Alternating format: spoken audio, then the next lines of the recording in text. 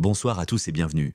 Luis de la Fuente a commencé la conférence de presse en remerciant les supporters de Valence pour le traitement qu'ils ont réservé à l'équipe et a ensuite confirmé que tous les joueurs sont prêts et disposés à jouer contre les Pays-Bas. Je voulais remercier tous les supporters de Valence, toute la ville de Valence. L'accueil a été spectaculaire. Nous sommes sûrs que demain, l'ambiance sera historique. Merci Valence. Le Normand et Morata sont rétablis et pourront jouer. Il a continué le débat sur le neuf car il n'aime pas parler de faux neuf.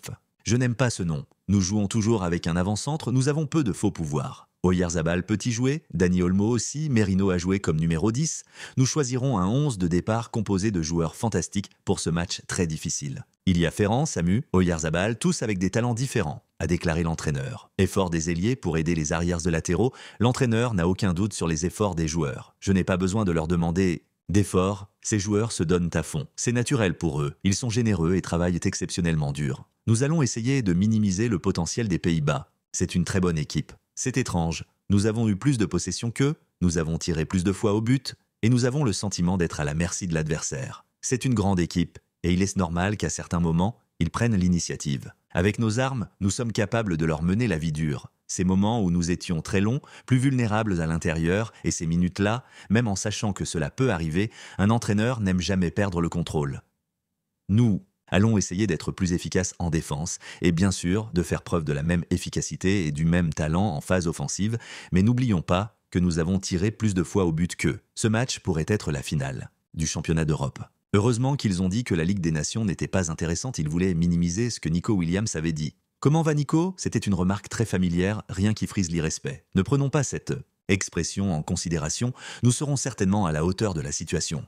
Éliminer Asensio, l'entraîneur, salue le comportement d'Asensio. C'est une équipe de grands joueurs et nous la gérons comme n'importe quel autre. 3 joueurs doivent être écartés. Raoul devait l'être et il l'a parfaitement compris. Tout le monde l'accepte naturellement et avec camaraderie, ce qui est le fondamental pour moi, et vous le savez tous. L'équipe, le plus important, personne n'est indispensable. L'important ici, c'est l'équipe. L'engagement et la solidarité sont fondamentaux. L'équipe et les joueurs le savent, et c'est cet engagement et cette solidarité qui prévalent dans ce groupe. En général, je fais rarement des erreurs, car ils sont très bons. C'est très difficile de faire des erreurs avec ces joueurs. Je dis toujours qu'il faut de bons éléments pour gérer un vestiaire. La souffrance et la capacité à se dépasser sont des qualités que possède cette équipe. Je ne connais pas ce sport sans souffrance. La souffrance est très saine, non seulement pour le sport, mais pour toute activité. Nous essayons de transmettre cela et que le talent individuel est toujours au service de l'équipe. Wilson et les jeunes de la Fuente reconnaissent le travail des catégories inférieures de la fédération.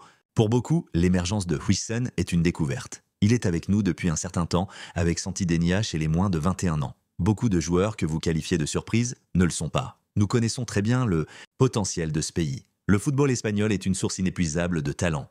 L'ambition de l'équipe après le succès est convaincu que l'ambition de l'équipe ne fait aucun doute.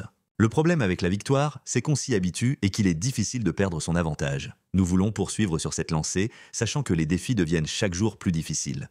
Nos adversaires apprennent à mieux nous connaître et sont très bons. C'est très difficile et la difficulté augmente chaque jour. Fede Valverde a joué la nuit dernière face à l'Argentine, défaite 0-1, et les sensations du madrilène n'ont pas été très bonnes. La trêve internationale soulage de nombreux organismes, mais pas le Real Madrid, dont pas moins de 16 joueurs ont quitté les installations de Valdebebas pour représenter leur sélection nationale durant 2 semaines, avec, pour chacun d'entre eux, 2 matchs seulement au programme. Seulement parce que les joueurs de Carlo Ancelotti ont joué non-stop tous les 3 ou 4 jours depuis la reprise, le 3 janvier, et s'il y a bien un joueur à qui cette trêve profite moyennement, c'est bien Fede Valverde, qui traîne de surcroît des soucis physiques depuis plusieurs semaines. Beaucoup doutaient d'ailleurs de sa capacité à jouer tout le match face à l'Argentine, il ne l'a pas fait et n'a pas été très performant. L'Uruguayenne avait moins de jus, plus de déchets qu'à son habitude et surtout, il a été aperçu en train de grimacer comme si quelque chose sur le plan physique le gênait. Mardi soir, le joueur du Real Madrid aura un autre match difficile. À jouer contre la Bolivie, à La Paz, capitale la plus haute du monde.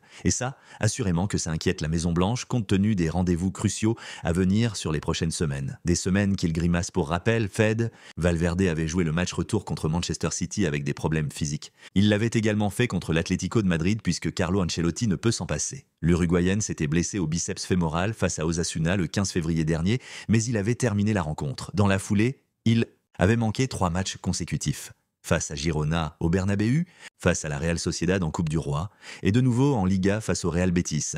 Il avait effectué son retour contre l'Atlético de Madrid avant d'être de nouveau remplaçant contre le Rayo Vallecano. Relevo indique qu'il ressent toujours Des gènes musculaires qui ont été aggravés après qu'il ait forcé en Ligue des Champions. Cette saison, il a participé à 44 matchs avec son club et a parcouru plus de 12 000 km en comptant ses allers-retours avec l'Uruguay. Vinicius a deux visages. Le Brésilien, concentré sur le match de sa sélection contre la Colombie, montre sa meilleure forme dans une saison pleine de hauts et de bas à Madrid. Le match était terminé et presque toute l'équipe brésilienne, ainsi que son staff technique, félicitait Vinicius, 24 ans, qui, avec un large sourire, lui rendait les câlins et les félicitations. Face à la Colombie, dans un match intense et compétitif, le joueur du Real Madrid a réalisé sa meilleure performance jusqu'à présent sous le maillot verde amarela, surpassant sa performance phénoménale contre le Paraguay en juin dernier, lorsqu'il avait marqué 2 buts contre les Guarani à Las Vegas. Contre la Colombie, ce fut un match clé pour l'avenir d'une équipe brésilienne qui, malgré son triomphe lors de la Copa América 2019,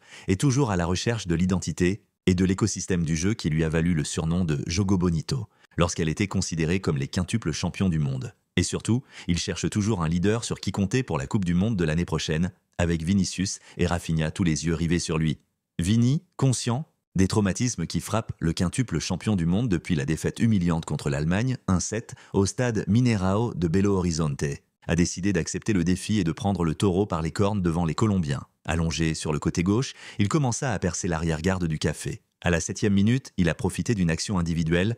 Le Colombien, Muñoz, l'a fait tomber dans la surface et Rafinha a transformé le pénalty. Mais le meilleur est arrivé à la fin. À la 98e minute, il a récupéré le ballon sur l'aile gauche, a avancé parallèlement au but avant de déclencher une frappe du pied droit qui, après avoir effleuré un défenseur, est allé dans les filets d'un Vargas désespéré. Une victoire qui donne un certain coup de pouce à l'entraîneur Dorival Junior et à l'équipe brésilienne elle-même avant d'affronter l'Argentine. Le véritable géant sud-américain du moment, ce Vinicius du Brésil rappelle beaucoup le Vinicius qui portait le Real Madrid sur son dos le jour de la remontée contre le Borussia Dortmund. Alors que les Allemands menaient 0-2, le Brésilien a retiré le corset qui le liait à l'aile gauche et a offert une masterclass dans laquelle il ne s'est jamais lassé d'affronter le ballon tout au long du match. Visage, visage, visage et encore visage, 3 buts et le fait qu'une semaine plus tard, il gagnerait le Ballon d'Or, quelque chose qui n'est finalement pas arrivé. Un exploit qu'il a répété quelques jours plus tard contre Osasuna lorsqu'il a marqué un autre triplé contre l'équipe de Pampelune. Quand le Brésilien est concentré,